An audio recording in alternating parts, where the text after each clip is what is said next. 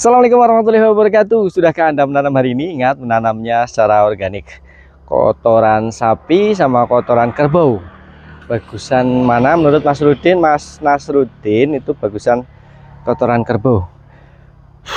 Kembali ke awalnya saja ya.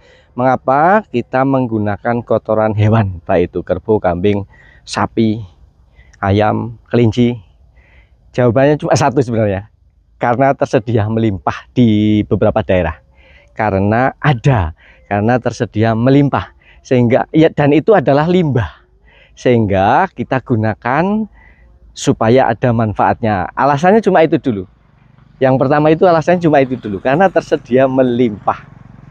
Maka orang menggunakan kotoran sapi, kotoran kambing, kotoran kerbau, kotoran ayam, kotoran kelinci, dan lain sebagainya.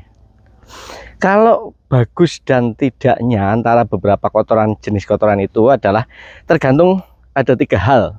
Yang pertama adalah tergantung dari sumber pangan hewan itu sendiri. Makanannya apa? Gitu. Karena input menentukan output katanya gitu. Yang kedua adalah kondisi kesehatan hewan ternaknya. Kondisi kesehatan hewan ternaknya. Aduh, susah ya kalau sendirian memang.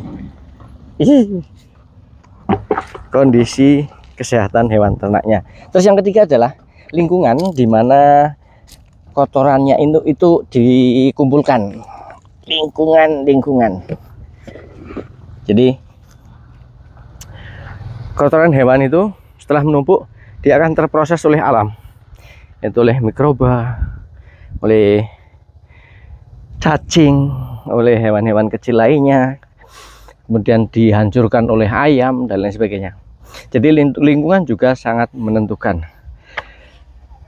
Jadi intinya kita gunakan saja apa yang ada. Kalau kita cuma punya kotoran sapi, gunakan kotoran sapi.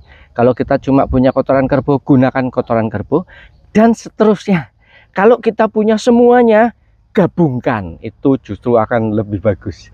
Intinya adalah pakai kotoran tersebut atau pupuk kandang tersebut yang sudah terurai, yang sudah terdekomposisi, yang sudah terkomposkan. Yaitu kotoran yang paling tidak itu sudah satu tahun lah ya, sudah mengalami kehujanan dan mengalami kepanasan.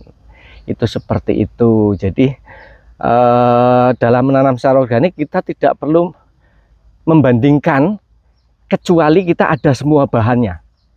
Kalau kita tidak punya bahannya, maka jangan membandingkan. Kita pakai saja yang ada.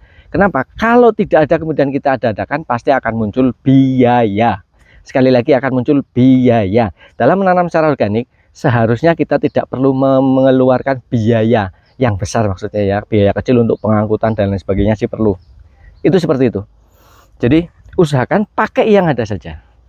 Jadi tidak perlu risau. Kenapa demikian? Kita juga tidak bisa mengukur kandungan yang terdapat dalam bahan organik tersebut. Biarkan saja kita terberkelahan bahan organik itu, baik kotoran sapi, kambing, kerbau, dan lain sebagainya.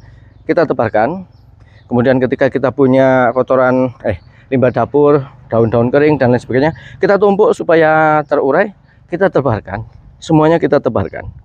Nanti di alam bahan-bahan organik tersebut tadi yang sudah terurai menjadi kompos akan bisa langsung terserap oleh tanaman. Kemudian yang mungkin beberapa persen itu belum sempurna terurai, mereka akan mengalami proses penguraian secara alami lagi dan akan menjadi suplai unsur hara untuk tanaman berikutnya.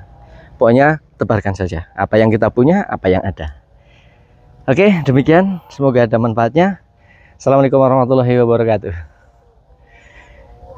Kita lagi ngangkuti terus ini, bikin bedengan terus ini terus nanti sana ini yang masih gundukan tinggi nanti akan kita tebarkan ke sebelah sana yang rendah, termasuk sebelah sana rendah dan sebelah depan yang rendah juga. Jadi kalau sudah rata semua kayak gini, semuanya sudah rata, wah bakalan cakep. Mudah-mudahan nanti juga tumbuhnya subur ini, jasim dan lain-lainnya. Nanti kita akan tanam banyak jenis macam. Ngomong lagi tadi udah salam apa belum ya? Terima kasih sudah nonton, semoga manfaatnya. Assalamualaikum warahmatullahi wabarakatuh.